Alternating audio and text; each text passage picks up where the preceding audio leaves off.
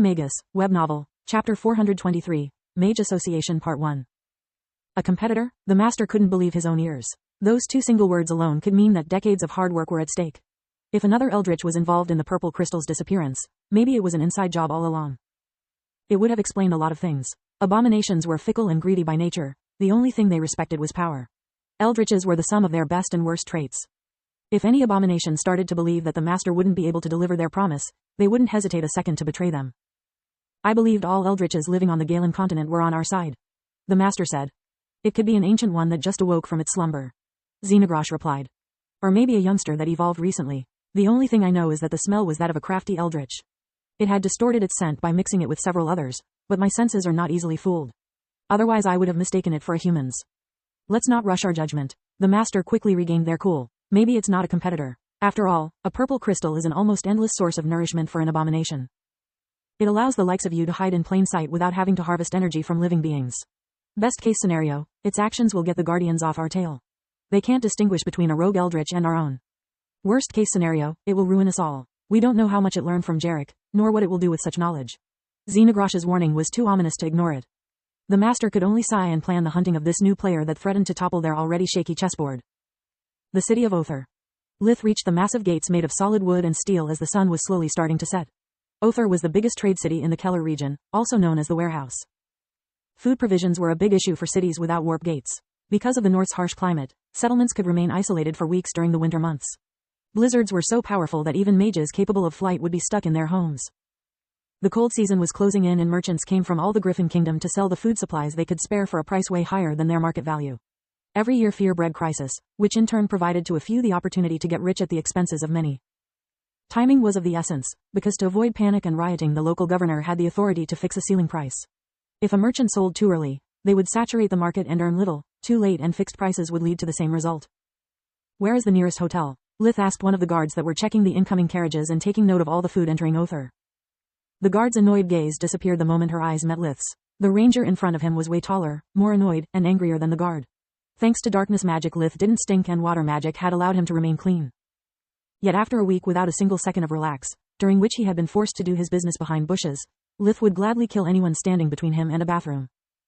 Go straight, then turn left on King's Road. You can't miss it, sir. The woman stepped aside as her survival instinct kicked in.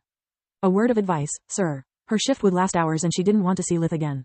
Because of winter, dimensional magic is banned inside the city. Before entering you should take out whatever you may need.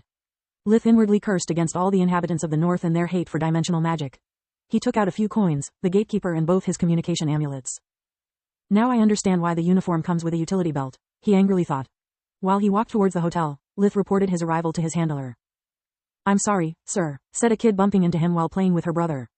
I'm not, Lith replied while grabbing her arm and dislocating her shoulder to retrieve his pouch which she had just stolen. The desperate cries of the girl drawn the attention of several people who stared at him in anger. What was that noise? Camila asked.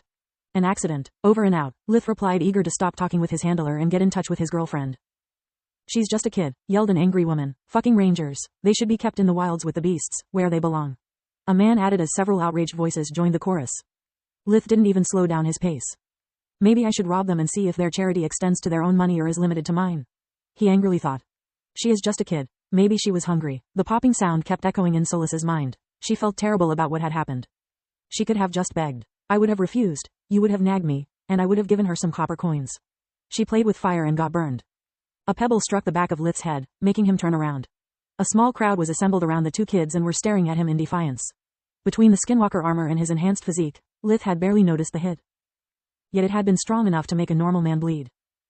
Who threw that? He asked with a casual voice and received no answer but middle fingers. All guilty, then. A wave of his hand and an earth spell made the crowd fall on their knees while holding their heads in pain. Each one of them had been hit by a small stone, repaying them in kind.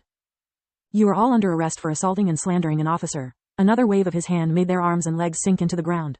If and when I bother reporting this to a constable, they will free you. Have a nice day.